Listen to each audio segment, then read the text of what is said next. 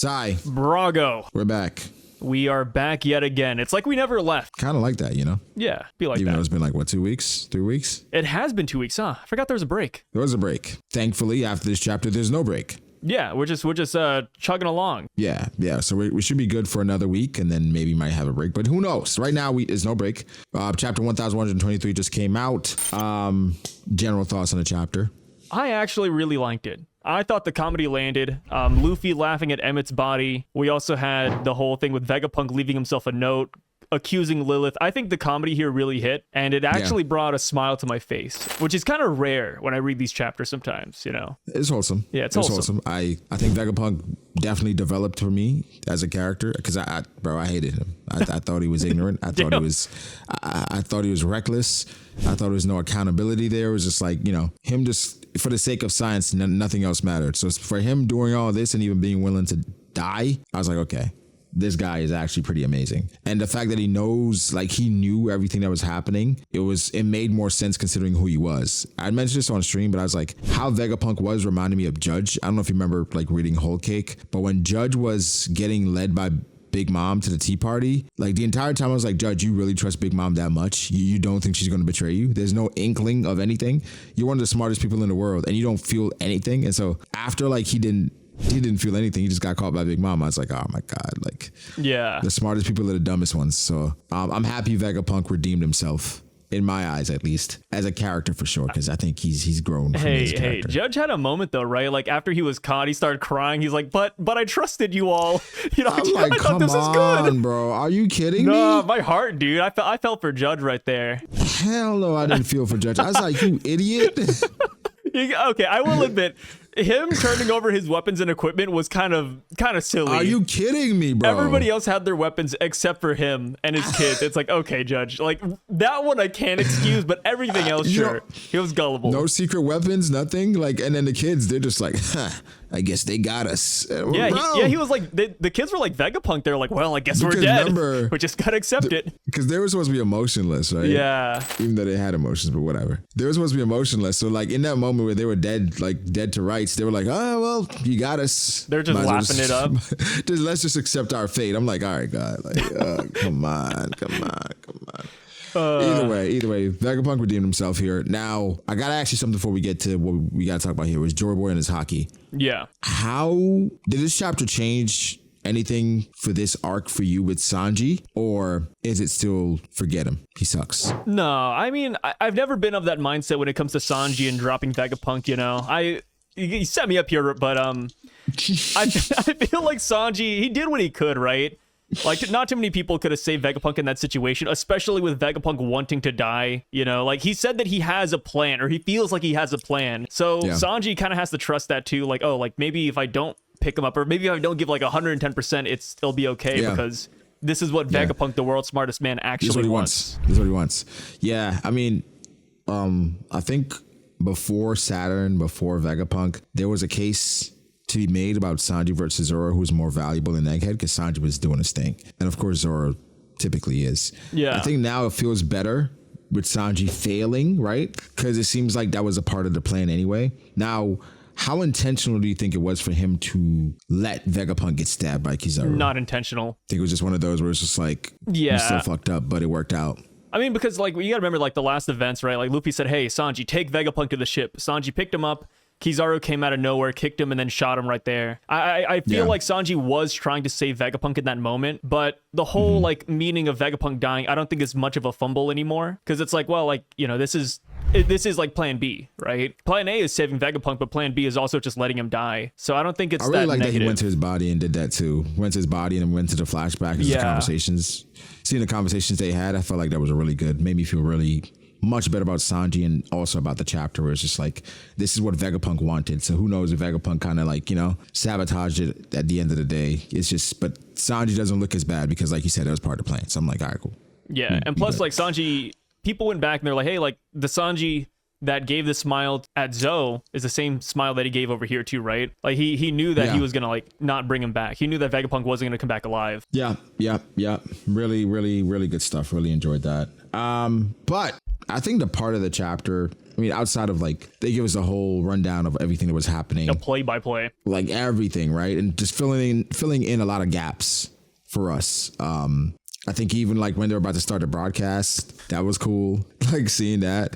I mean, I still don't think we needed visual, but it is what it is. Something that happened was Dory and Brogy. They said some things, bro. Yeah, the most controversial line in the chapter, apparently. It's okay. We don't know. We trust the translations that we have here, right? Yeah. But they could change, because I had people that were, I don't know, Japanese or Japanese enthusiasts. They were telling me the translation is wrong, because the translation that we read, we had, who's the fat one? That's Brogy. the fat one is Brogy. Okay. It's crazy description. So yeah, Brogy says, seriously, that's amazing. And Dory says, that was greater than red hairs, but it didn't seem hostile, did it? How do you feel? Well, first off, what was your thoughts? What were your thoughts when you first heard that? I was pretty surprised, because I read the spoilers and they did say maybe greater than red hairs. So that was my first, like, I was like, oh wait, what's going on here? Like, TCB win with this? So I was kind of surprised. And then I went to go look at other Japanese translators outside of spoilers and TCB, and they also said that it's supposed to be maybe, but it's implied that it is greater than red hairs. So I'm like, wait, like what's going on here? But then again, like, is it that crazy that Joyboy has greater Haki than red hair? I don't think so. When you're a Shanks guy like I am, Sai. No way. Stop. No, you don't think Shanks has better Haki than Joyboy. You don't. You cannot say that without smiling or laughing. I mean, we don't know Joyboy's credentials, like he lost at the end of the day, Yeah, you think Shanks would have won in the Void Century? Replace Joyboy with Shanks, and then Shanks is walking out with the W. Yo, Shanks pulled up on the Gorse and demanded a meeting, Okay. Seriously, I thought Shanks had the strongest Haki ever. No. You're like pump faking this multiple times. But also, let me tell you, Shanks. No, I'm just kidding. You really want to say it? I think you faked it out like 2 or 3 times already. No, okay. My expectation for Joyboy was, I don't know what I had. I didn't think of him as more like a strength guy. It was like more of a figurehead. Yeah. Right. So the more Oda reveals about him and like how great he is, his allies. I mean, because at the end of the day, it was just like, initially it was like a lot of failure, right? Oh, he made this promise, that didn't happen. Yeah. He fought against this, that didn't happen. So it's just like, oh, Joy. But then it flipped, where now people are like, oh, I'm sorry, Joyboy. It's like, oh man, Joyboy, my bad. And so it's kind of painting. Failed him. Yeah, they failed him, right? Because whoever wins, they tell the story. And so at the end of the day, it's like, it's now looking like Joyboy. I wouldn't be surprised if he sacrificed himself versus Emo and those guys. But he's kind of building up. Oda's adding layers to this character and trying to, you know what it feels like? It feels like, Fujitora, when he said to Luffy, he was like, I can't see your face, but I can picture what you look like. Just based off of the qualities he has. And that's kind of like how I'm starting to feel about Joyboy, where I'm just like, when I see his face, it's going to be, oh yeah, of course he looks like that. Yeah, it's going to hit you differently. He just seems like a brilliant person in regards to just like his aura, how he feels about his comrades. I think he's going to have an insane smile like Luffy, right? It's gonna be very similar. But I think right now I'm okay with him having the strongest Haki ever. The maybe is interesting, but that just goes to, I think that's showing Oda's bias with Shanks. So he's gonna leave it kind of a bit ambiguous. Ambiguous, even though we kind of know the answer. I mean, it's like, okay, do you think Joyboy, like, when you look at Joyboy, when you think of him, how does he stack up in your mind to like the other legends in the story? Like, if you had to rank, like, we're not gonna do it now, but like, if you ranked him, like, would he be in your top 5 all time? Oh, for sure. I mean, as a combatant, or has he like just jumped to number 1 all time? For me, I have always had him at number 1, despite not knowing anything about him. And I just feel like that's how a series usually is. That's how like shonen usually are, right? Like you hear about somebody from the past, they fought this great war, like they're usually that guy. That's kind of like, Naruto with Madara and Hashirama and all them. So I know.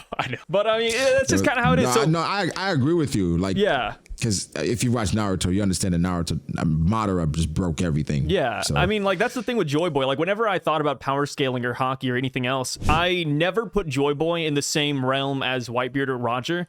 because I feel like whatever Joyboy could do would just like not blow them out of the water per se, but it's just on a different level. And so you think he eclipses them as legends and in regards to strength? Yes. But the problem is that I feel like as time goes on, we will get characters who can get to that level, though. Like Luffy or Shanks, for example. Like they say, Luffy. oh, like maybe, you know, for example, they said, hey, maybe Shanks' Haki isn't as great as Joyboy's. But the thing is that Joyboy is dead. Or like Joyboy's Haki has peaked. Shanks is still like 39 years old. He can still grow, and I think Shanks still has potential to get greater Haki than Joyboy. Same with Luffy. But it's just not there yet. And the problem with Joyboy here is that all we got was Haki conveyed through rope. Right? Like, this isn't a name attack for what we know.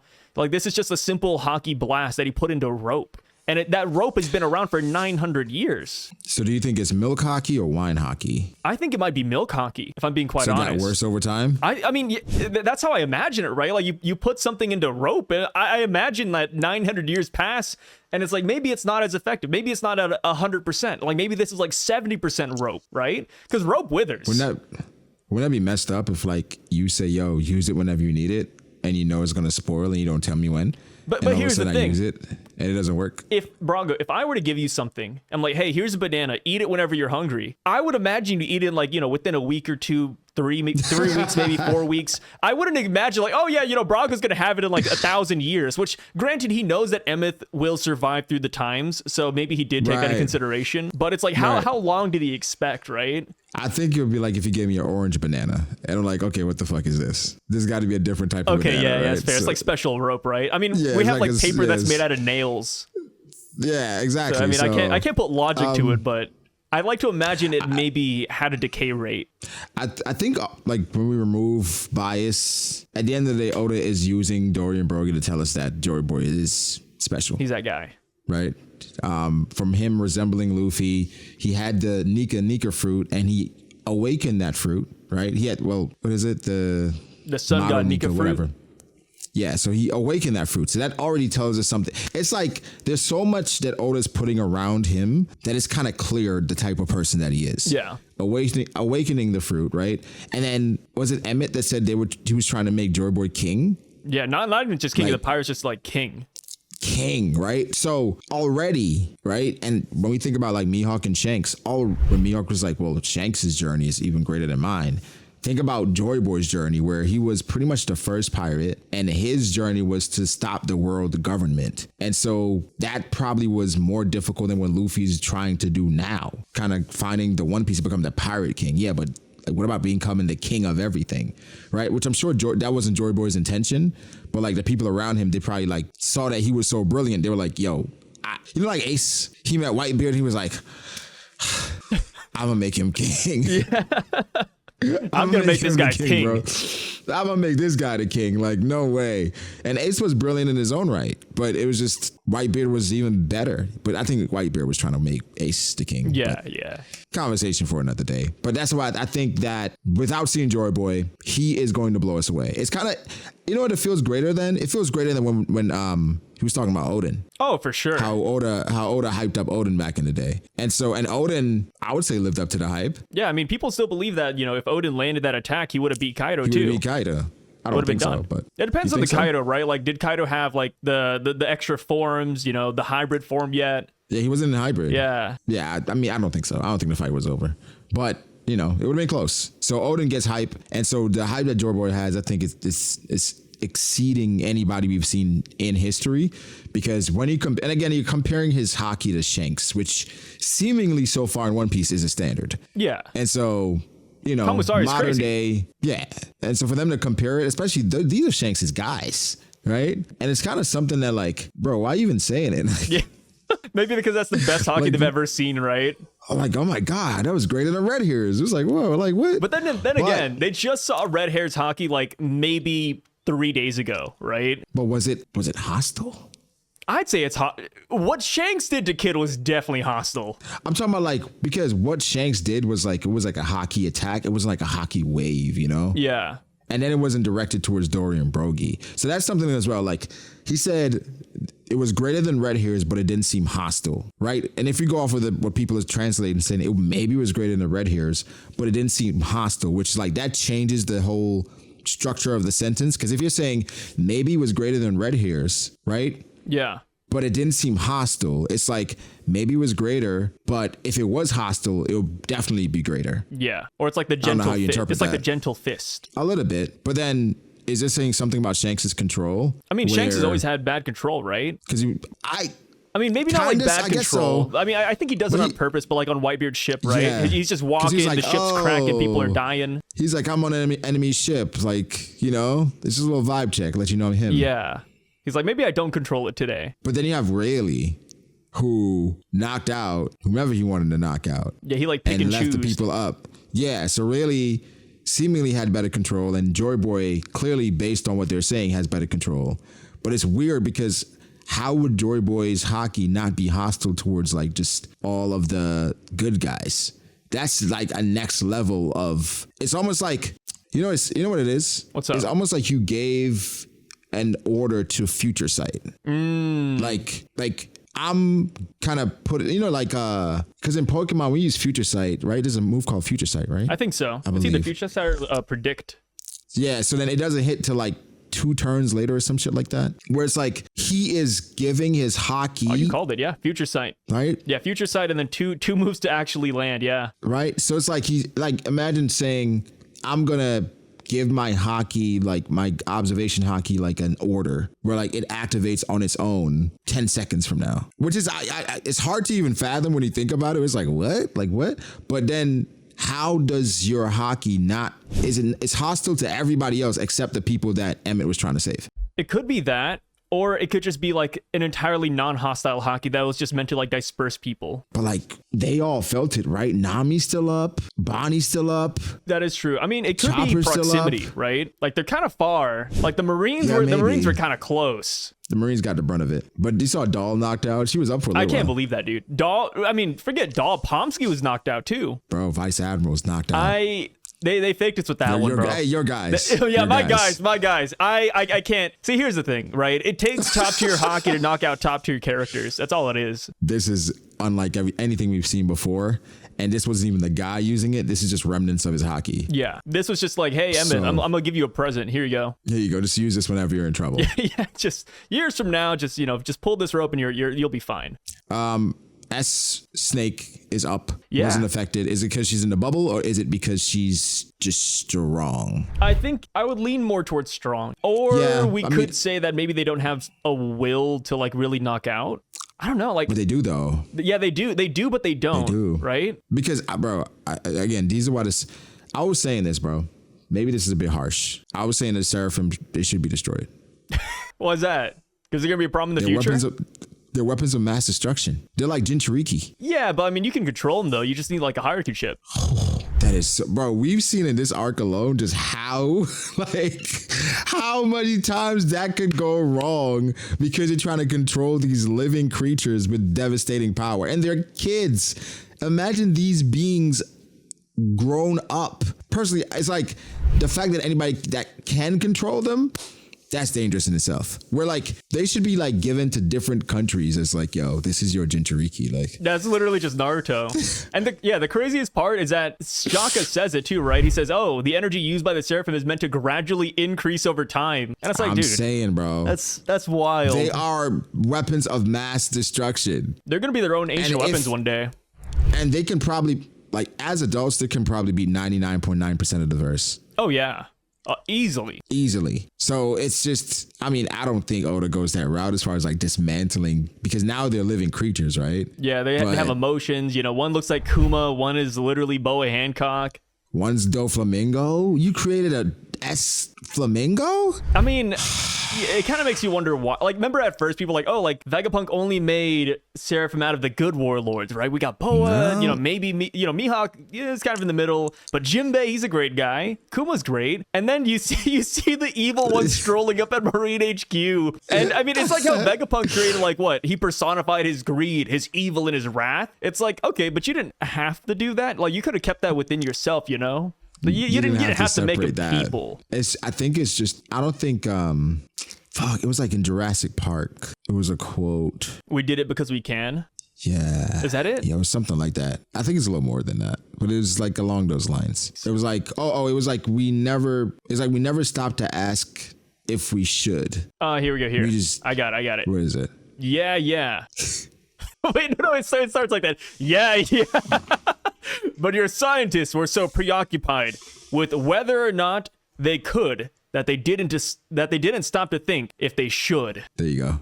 And it was Jeff Goldblum's character. Yep, Ian. Yeah, Ian Malcolm in 1993's Jurassic Park while addressing It's a great quote. The park owner. It's a great quote. It's a good I think quote. it applies to Vegapunk. Yeah. It applies to Vegapunk. Like, he was just like, I think he was just like, yo, can I separate my greed? Can I separate my... And now he finally in this chapter thought about, fuck, I probably shouldn't have done that, huh? Yeah, that's a bad idea. Bad idea. Yeah, who would have thought? Who would have thought that would be a bad idea? Shit. All right. I think in general, we're excited for more from Joyboy, and just like, I think Haki is evolving, something I'll talk about at some point, just because I think the potential is there. Now, I'm not going to compare Haki to Nen, and I mean, we always talk about like Nen being the best power system in Shonen.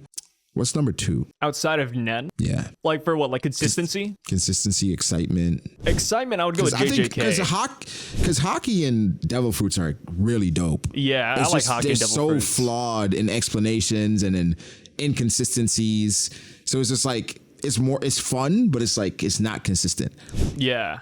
JJK is great. It's great. It's exciting. JJK is exciting. It's exciting. Nen, I don't like Nen. I hate Hunter x Hunter, but I do respect that it is a great power system. It's a good power system.